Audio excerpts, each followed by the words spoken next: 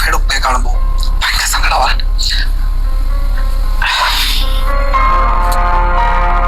പ്രിയമുള്ള സഹോദരങ്ങളെ, റിഫയുടെ കേസുമായി ബന്ധപ്പെട്ട് അത് തെളിയാൻ വേണ്ടി മെഹനാസ് കുറ്റക്കാരനാണ് എന്ന് തെളിയിക്കാൻ വേണ്ടി അതിനു പുറകെ അത്യാവശ്യം എഫേർട്ട് എടുത്ത ഒരു വ്യക്തിയാണ് ഖാദർ കരിപ്പൊടി. അദ്ദേഹം മെഹനാസുമായി ബന്ധപ്പെട്ട് പുതിയ ഒരു വിവാദം വന്നപ്പോൾ നടത്തുന്ന ഒരു ഇന്റർവ്യൂ നമുക്കൊന്ന് കേൾക്കാം.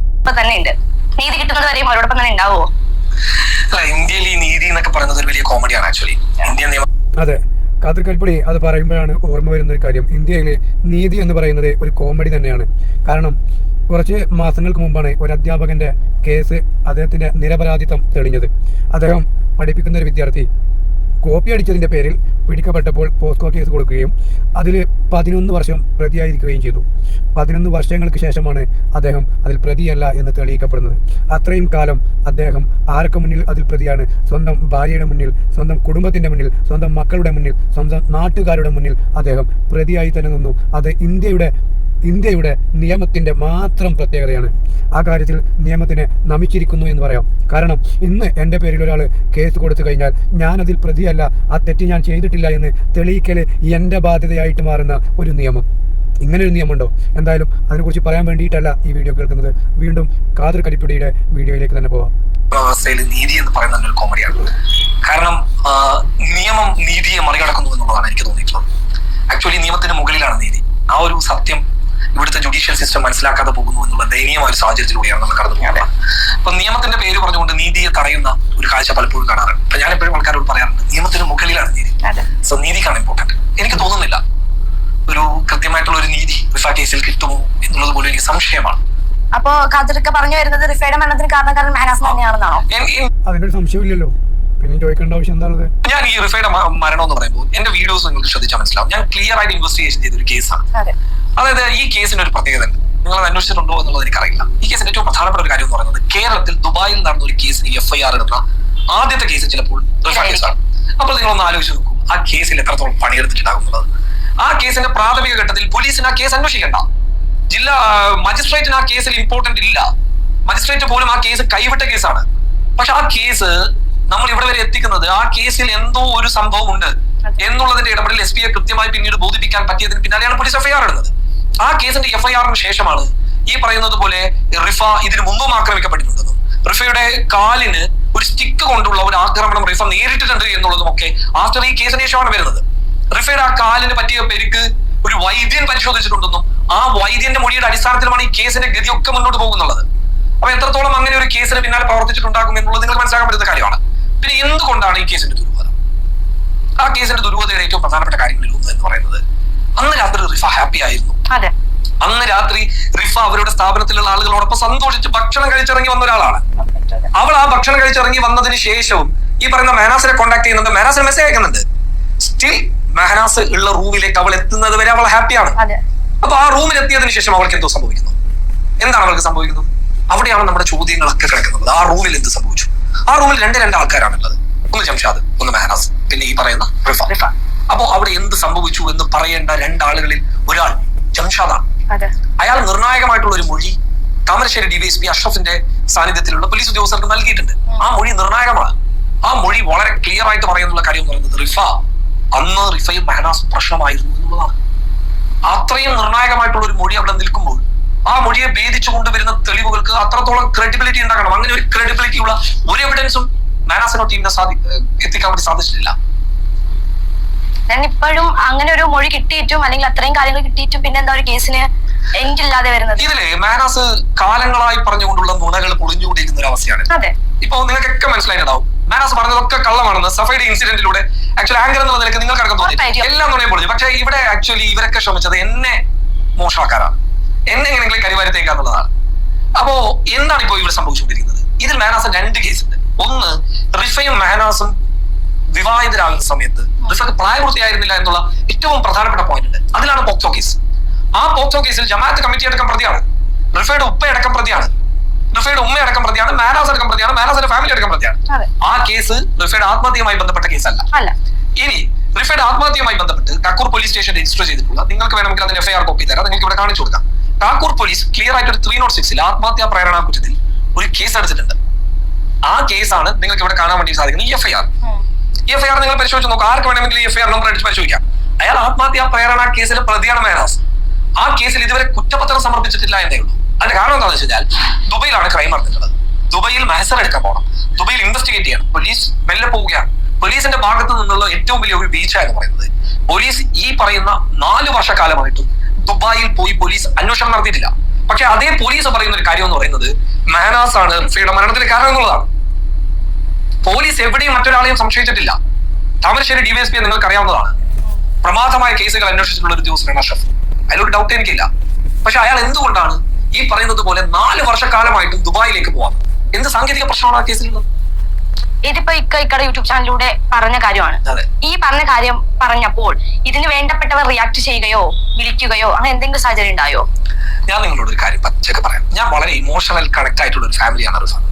എനിക്ക് ഈ പറയുന്നത് പോലെയുള്ള ഈ ഒളിച്ചോട്ടം അതുപോലെയുള്ള മഞ്ഞക്കഥകളിൽ വലിയ താല്പര്യമില്ലാത്ത ഒരാളാണ് ഞാൻ. അത്തരം കേസുകൾക്ക് പിന്നാലെ പോകാത്ത ഒരാളാണ്. പക്ഷെ റിഫയുടെ മകൻ എനിക്ക് സ്വാഭാവികമായിട്ട് ഞാൻ ഭയങ്കര അറ്റാച്ച് ആണ്. ഞാനൊരു കേസിന്റെ ആവശ്യത്തിന് പോയതാണെങ്കിൽ, ഒരു വാർത്തയുടെ ആവശ്യത്തിന് പോയതാണെങ്കിൽ സ്റ്റിൽ എനിക്ക് അവൻ എന്റെ മകനെ പോലെയാണ്. ഇപ്പൊ അസാനു, ഇപ്പൊ ആക്ച്വലി ഞാനിത് പോയിന്റിലേക്ക് വരുന്നതിന് മുമ്പ് പറയാം. അസാനു എന്ന് പറയുന്നത് എന്നെ കാത്തിരിക്കുന്ന ഒരു കുട്ടിയാണ്. അവന്റെ എല്ലാം ഞാനാണെന്ന് ഞാൻ വിശ്വസിക്കുക. അവൻ എന്നെ കാത്തിരിക്കുന്ന ഒരു മോനാണ്. എന്റെ പ്രസൻസ് ആഗ്രഹിക്കുന്ന ഒരു കുഞ്ഞാണ്. ആ കുഞ്ഞുള്ള ഒരു ഫാമിലി, അവനായിട്ട് എനിക്ക് ഭയങ്കര ഇമോഷണൽ അറ്റാച്ച്മെന്റ് ഉണ്ടാവും. ഞാൻ ഭയങ്കര ഇമോഷണലി ഞാൻ ഭയങ്കര മോശമായിട്ടുള്ള ഒരാളാണ്. ഞാൻ ആരെങ്കിലും ബന്ധപ്പെട്ട് കഴിഞ്ഞാൽ എനിക്ക് അയാളോട് ഭയങ്കര കണക്ഷൻ ആയിരിക്കും, ഭയങ്കര ഫീൽ ആയിരിക്കും. അങ്ങനെ ഒരു ഫീൽ ഉള്ള ഒരു ഫാമിലിയാണ്. അപ്പൊ അവർ ഈ കേസിന് വേണ്ടിയിട്ട് ചാവാണ്, അവർ മരിച്ചുകൊണ്ടിരിക്കുകയാണ്. ആ ഉപ്പ താമരശ്ശേരി DYSP ഓഫീസ് എന്ന് പറയുന്നത് ആ ഉപ്പയുടെ ഒരു സെക്കൻഡറി ഹോമാണ്, രണ്ടാമത്തെ വീടാണ്. മകൾക്ക് എന്താണ് സംഭവിച്ചത് എന്ന് പോലീസിന് അറിയാനിട്ടു. പോലീസ് ക്ലിയർ ആയിട്ടുള്ള മൊഴി, ഈ റിഫയുടെ ശബ്ദ സന്ദേശം എവിഡൻസ് അല്ലേ? റിഫ ക്ലിയർ ആയിട്ട് പറയുന്നുണ്ട്, എന്റെ തല കട്ടിലിന്റെ സൈഡിലേക്ക്. നിങ്ങൾ ഏത് ഭാര്യ, ഏത് ഭർത്താവാണ് ഇത്രയും ക്രൂരത ചെയ്യല്? നമുക്ക് എന്റെ ഭാര്യയോട് എനിക്ക് പ്രോബ്ലം ഉണ്ടെങ്കിൽ ഞാൻ അവളോട് ഒഴിവാക്കി പോകും. ഇനി ചിലപ്പോൾ ഒരു വഴക്കുണ്ടാകും, അത് അത്രയും കഠിനമായ സ്റ്റേജിലായിരിക്കണം. പക്ഷെ ഇവളുടെ തല പിടിച്ച് കട്ടിലിന്റെ സൈഡിലേക്ക് ഒരു പെൺകുട്ടിയുടെ തല പിടിച്ചടിച്ചു കഴിഞ്ഞാൽ ആ പെൺകുട്ടികൾ നിങ്ങളൊരു പെൺകുട്ടിയല്ലേ, നിങ്ങളൊരു സ്ത്രീയല്ലേ, സ്വാഭാവികമായിട്ട് നിങ്ങൾക്ക് ഉണ്ടാകുന്ന ഒരു ഇമോഷൻ എന്തായിരിക്കും? ഒരു ഭർത്താവ് അങ്ങനെ ചെയ്തു കഴിഞ്ഞാൽ ആ ഭർത്താവിനോട് പെണ്ണിനുള്ള സമീപനം എന്തായിരിക്കും? ഇയാൾ ഡ്രഗ് അഡിക്റ്റ് ആണ്. ഈ മെഹനാസ് കഞ്ചാവ് വലിക്കുന്ന ആളാണെന്നും ഇയാൾ മദ്യപിക്കുന്ന ഒരാളാണെന്നും ഇയാൾ ലഹരി ഉപയോഗിക്കുന്ന ഒരാളാണെന്നും വ്യക്തമായിട്ട് ഇയാൾ എന്നോട് പറഞ്ഞിട്ടുണ്ട്. മെഹനാസ് എന്നോട് പറഞ്ഞിട്ടുണ്ട്, എന്റെ ചാറ്റിൽ അതുണ്ട്. അപ്പൊ ഇങ്ങനെയുള്ള ഒരാൾ ഒരു പെൺകുട്ടി ഉപദ്രവിക്കില്ലേ? കഞ്ചാവ് ഡ്രഗ്സ് എന്ന് പറയുന്നത് എന്താണ്? ഒരാളുടെ സമനിലയിൽ മാറ്റം ഉണ്ടാക്കുന്ന ഒരു അവസ്ഥയാണ്. അല്ലെങ്കിൽ ഈ ഗവൺമെന്റ് അതിനെ നിരോധിക്കില്ല. മദ്യം ഒരു മനുഷ്യനെ മയക്കുമെന്ന് പറയുന്നതിന്റെ കാരണം എന്താണ്? മദ്യം ഒരു മനുഷ്യന്റെ സമനില തെറ്റിക്കും. അങ്ങനെ ഒരു കൃത്യമായ മനോനിലയില്ലാത്ത, കൃത്യമായി പറഞ്ഞു കഴിഞ്ഞാൽ രാത്രി കാലങ്ങളിൽ മൈൻഡ് മാറുന്ന ഒരാൾ, അയാൾ ആരെയും ഉപദ്രവിക്കും, ആരെയും എന്തും ചെയ്യും. ചിലപ്പോൾ രാവിലെ കഴിഞ്ഞാൽ അയാളുടെ മനോനിലയിൽ മാറ്റം ഉണ്ടാകും. ചെയ്തതൊക്കെ തെറ്റാണെന്ന് അയാൾക്ക് ബോധ്യവും ഉണ്ടാകാം. പക്ഷെ രാവിലെകളിൽ അത് ചിന്തിച്ചിട്ട് കാര്യമില്ല. രാവിലെകളിൽ നിങ്ങൾ നല്ല മനുഷ്യനായിട്ട് കാര്യമില്ല. ഞാനിവിടെ സഫയെ ന്യായീകരിക്കുന്നില്ല. ഈ കേസിന് ഈ പറയുന്ന ഉപ്പയും ടീമും ഒക്കെ പോകുന്ന സമയത്ത് സഫ കുടുംബത്തെ മോശമായി ചിത്രീകരിച്ച ഒരാളാണ്. അതെ, അതുകൊണ്ട് അർഹതക്കുള്ള അംഗീകാരം കിട്ടിയിട്ടുണ്ടല്ലോ, സമാധാനം. സഫ കുടുംബത്തെ പറഞ്ഞ ഒരാളാണ്, ആ ഉമ്മയെ പറഞ്ഞ ഒരാളാണ്, ആ ഉപ്പയെ പറഞ്ഞ ഒരാളാണ്. ഞാനിത് സഫയോട് പറഞ്ഞിട്ടുണ്ട്, സഫ ഇതൊന്നും പറയാതെ എനിക്ക് ഒരിക്കലും ഈ കേസുമായിട്ട് മുന്നോട്ട് പോകാൻ പറ്റില്ല. സഫ എന്നെ പറഞ്ഞ ഒരാളാണ്. 6 പീഡന കേസിൽ, 6 റേപ്പ് കേസിൽ ഒരു പ്രതിയോട് എനിക്കെതിരെ സംസാരിച്ച ഒരാളാണ് സഫ. എനിക്ക് ഈ കേസിൽ ആരോടും കമ്മിറ്റ്മെന്റ് ഇല്ല. എനിക്ക് ഒറ്റ കമ്മിറ്റ്മെന്റ് ഉള്ളൂ, എനിക്ക് റിഫയുടെ കുടുംബത്തോടെ കമ്മിറ്റ്മെന്റ് ഉള്ളൂ.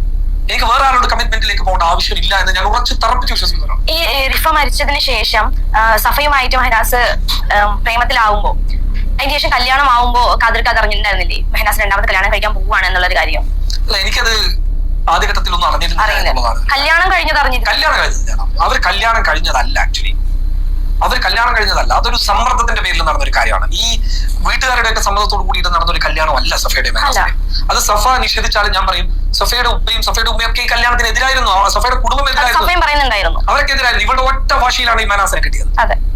ഇതിനെന്തിന് ഉത്തരവാദി ഉണ്ടെങ്കിൽ സഫ തന്നെയാണ്. പക്ഷേ കുറച്ച് നാളും കൂടി മുന്നോട്ട് പോയിരുന്നെങ്കിൽ റിഫയുടെ അതേ അവസ്ഥ സഫയ്ക്ക് വരുമായിരുന്നു. 100% സഫ തൂങ്ങി മരിക്കുമായിരുന്നു, സഫ ആത്മഹത്യ ചെയ്യുമായിരുന്നു.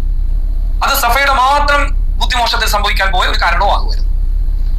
ഇപ്പോ സഫ ഇവര് കല്യാണം കഴിഞ്ഞ് ജീവിക്കുന്ന ഇടയ്ക്ക് തന്നെ കുറച്ച് വീഡിയോസ് ഇട്ടിട്ടുണ്ടായിരുന്നു. ചിലപ്പോൾ അടി ഉണ്ടാക്കിയിട്ട് ഞങ്ങൾ പിരിയാൻ പോവാന്ന് വീഡിയോ ഇടും, അതിനുശേഷം വീണ്ടും അവർ ഒന്നിച്ചു എന്ന് പറഞ്ഞ വീഡിയോ ഇടും. പലതരത്തിലുള്ള വീഡിയോസ് ഞങ്ങൾ കണ്ടിട്ട് പ്രേക്ഷകർ അതിൽ ഓക്കെ ആയി. കാരണം എന്താ വെച്ചാൽ പുലി വരുന്നേ പുലി എന്ന് പറഞ്ഞ പോലെ ഓൾക്ക് അതൊരു കളിയാവുമ്പോ പിന്നെ പ്രേക്ഷകർക്ക് എന്താ പ്രശ്നം? ആണ്.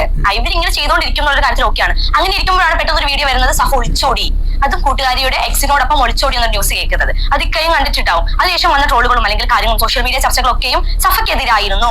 നിലമ്പൂരിലുള്ള ഒരു പെൺകുട്ടിയുടെ വീഡിയോ പരാതി കൊടുത്തതിന് ശേഷം ലീക്ക് ചെയ്തു.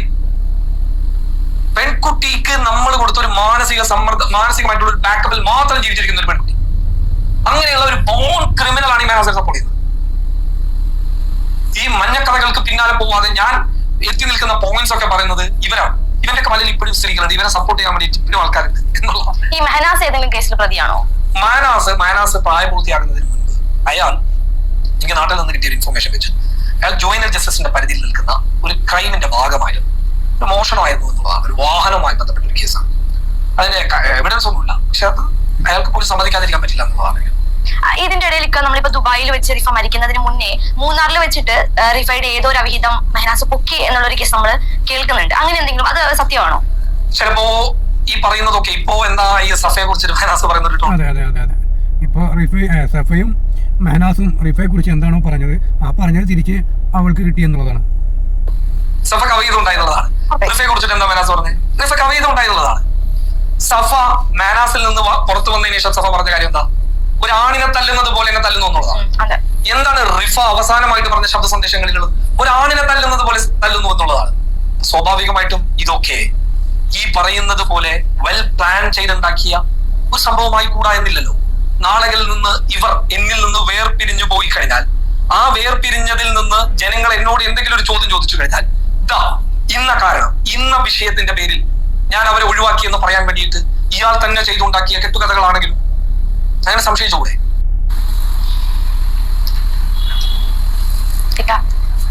ഒരു സാഹചര്യം മനസ്സിലാവും. ഉറപ്പായിട്ടും ഫാമിലിയുടെ കൂടെ നിൽക്കുമ്പോൾ എങ്ങനെയായിരിക്കും ആ ഒരു സിറ്റുവേഷൻ എനിക്ക് മനസ്സിലാവും. എനിക്ക് റിഫയുടെ ഉപ്പയെ കാണുമ്പോൾ ഭയങ്കര സങ്കടമാവാറുണ്ട്.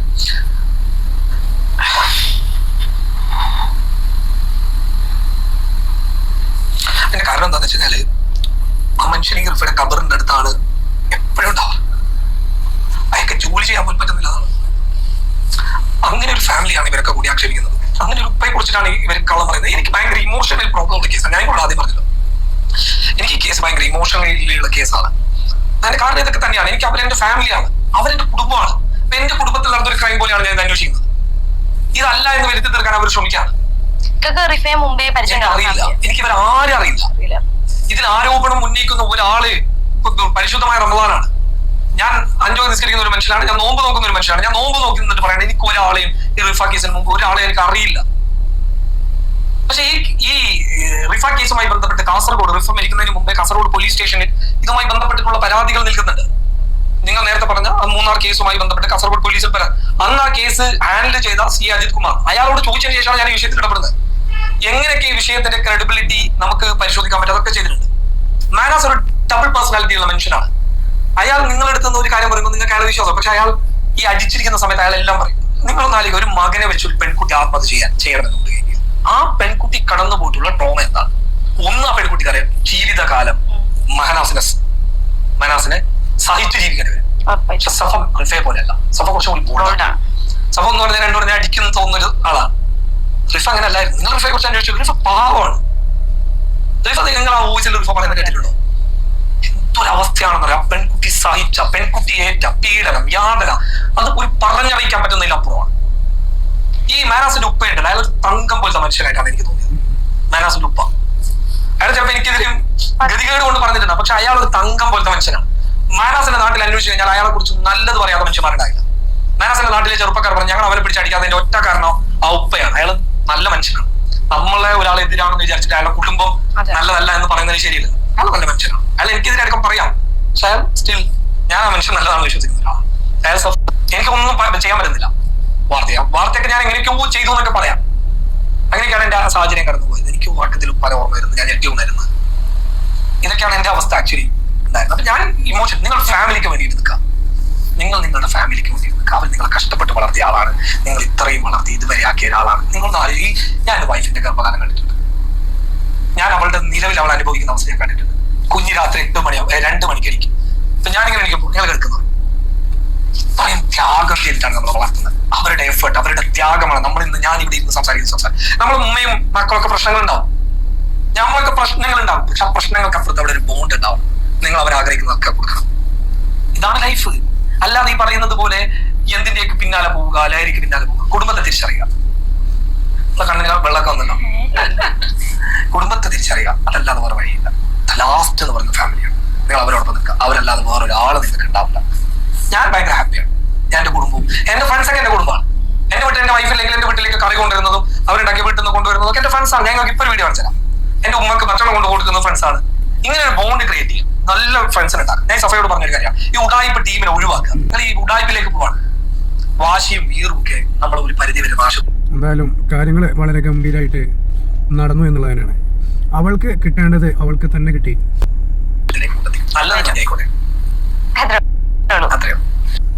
അതെ, എന്തായാലും ഇത്രയൊക്കെ ചെയ്തു വെച്ചിട്ട് കുറച്ചെങ്കിലും അനുഭവിക്കാതിരുന്നാൽ ശരിയാവില്ലല്ലോ.